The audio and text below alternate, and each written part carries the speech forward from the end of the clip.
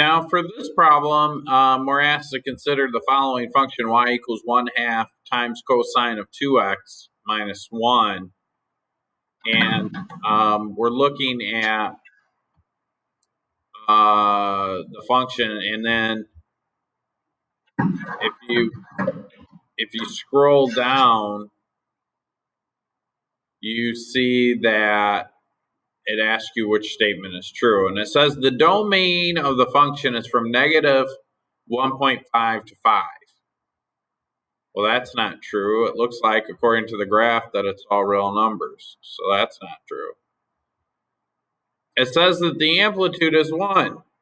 Well, in order to determine the amplitude, we got to find the midline. So the midline is between the peak, which is at 1.5, and 0.5. And the only thing smack dab in the middle is negative 1.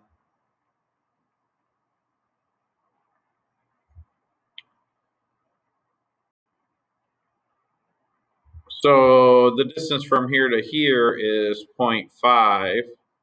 The distance from here to here is also 0.5. It's just in the negative direction. So the amplitude is equal to 0.5.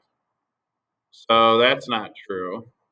The midline is y equals negative 1. Actually, that's true. The midline does go right through negative 1. And then it says the period is 2 pi.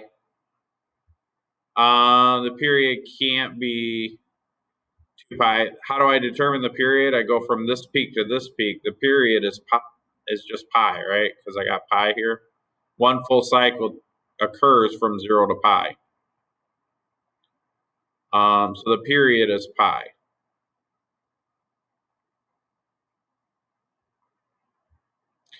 So the only true statement is the midline of the function is y equals negative 1.